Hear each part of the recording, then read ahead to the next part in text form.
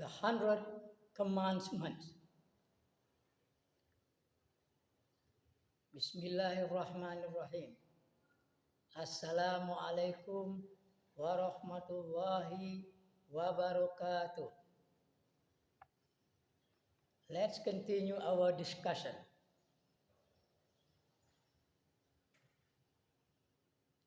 The Islamic approach. This fundamental position is common to all great religions, whatever their specific doctrines be, and equally common to all of them is the moral appeal to man to surrender himself to the manifest will of God. But Islam, and Islam alone, goes beyond this theoretical explanation and exhortation. It not only teaches us that all life is essentially a unity because it proceeds from the divine oneness, but it shows us also the practical way how every one of us can reproduce within the limits of his individual earthly life the unity of idea and action both in his existence and in his consciousness. To attain that supreme goal of life, man is in Islam not compelled to renounce the world. No austerities are required to open a sacred door to spiritual purification. No pressure is exerted upon the mind to believe incomprehensible dogmas in order that salvation be secured. Such things are utterly foreign to Islam, for it is neither a mystical doctrine nor philosophy. It is simply a program of life according to the rules of nature which God has decreed upon his creation. And its supreme achievement is the complete coordination of the spiritual and the material aspect of human life. In the teaching of Islam, both these aspects are not only reconciled to each other in the sense of leaving no inherent conflict between the bodily and the moral existence of man, but the fact of their coexistence and actual inseparability is insisted upon as the natural basis of life. This, I think, is the reason for the peculiar form of the Islamic prayer, in which spiritual concentration and certain bodily movements are coordinated with each other. Inimical critics of Islam often select this way of praying as a proof of their allegation that Islam is a religion of formalism and outwardness. And in fact, people of other religions who are accustomed to neatly separate the spiritual from the bodily almost in the same way as the dairyman separates the cream from the milk, cannot easily understand that in the unskimmed milk of Islam, both these ingredients, though distinct in their respective constitutions, harmoniously live and express themselves together.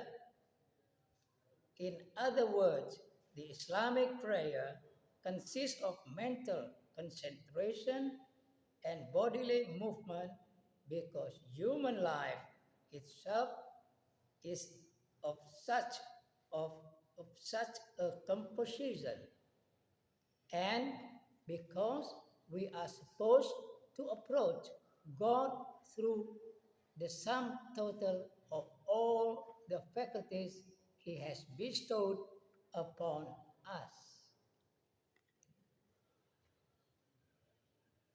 Brothers and sisters all over the world, a further illustration of this attitude can be seen in the institution of the tawaf, the ceremony of walking around the Kaaba in Mecca, as it is an indispensable obligation for everyone who enters the holy city to go 7 times around the Kaaba. And as the observance of this injunction is one of the three most essential points of the pilgrimage, we have the right to ask ourselves, what is the meaning of this? Is it necessary to express devotion in such a formal way?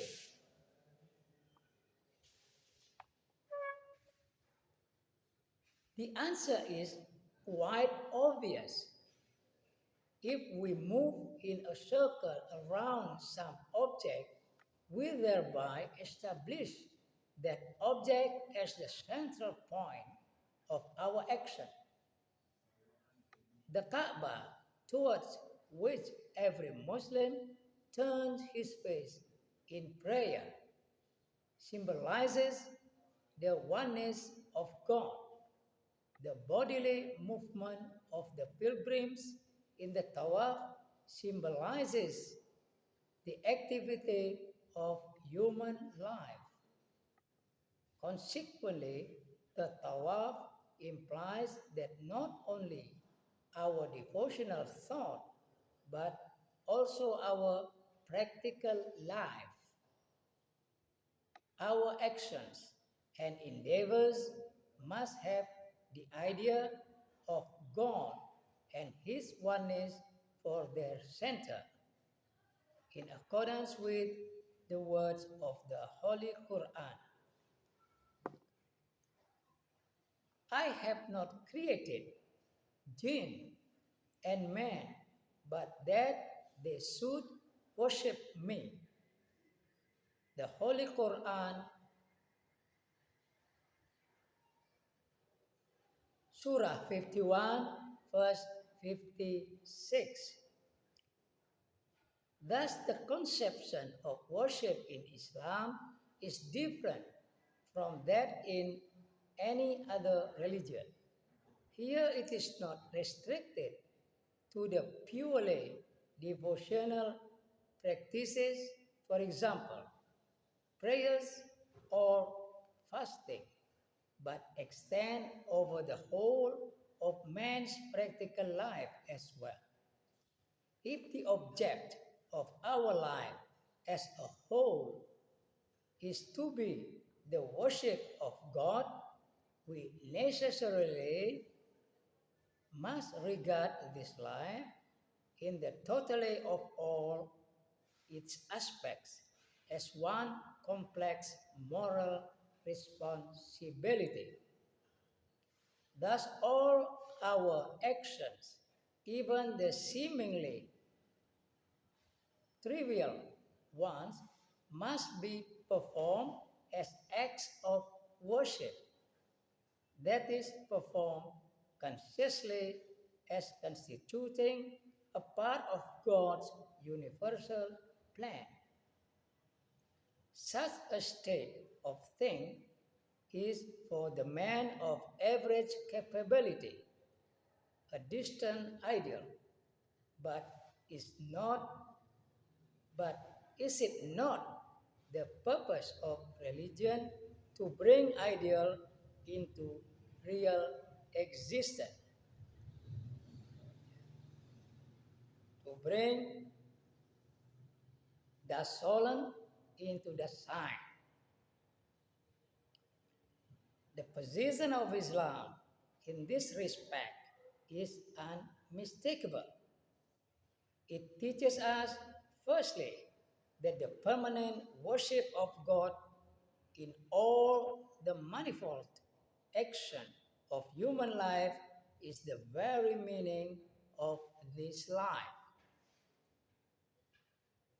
And secondly, that the achievement of this purpose remain impossible so long as we divide our life into two parts, the spiritual and the material. They must be bound together in our consciousness and our action into one one harmonious entity. Our notion of God's oneness must be reflected in our own striving towards a coordination and unification of the various aspects of our life. A logical consequence of this attitude is a further difference between Islam and all other known religious systems. It is to be found in the fact that Islam, as a teaching, undertakes to define not only the metaphysical relation between man and his creator, but also, and with scarcely less insistent, the earthly relations between the individual and his social surroundings. The worldly life is not regarded as a mere empty shell, as a meaningless shadow of the hereafter that is to come, but as a self contained positive entity. God Himself is a unity not only in essence but also in purpose, and therefore His creation is a unity possibly in essence but certainly in purpose. Brothers and sisters all over the world, I think that's all for today. Thank you very much for your attention and good cooperation. May Allah always bless you wherever you are. Wassalamualaikum warahmatullahi wabarakatuh.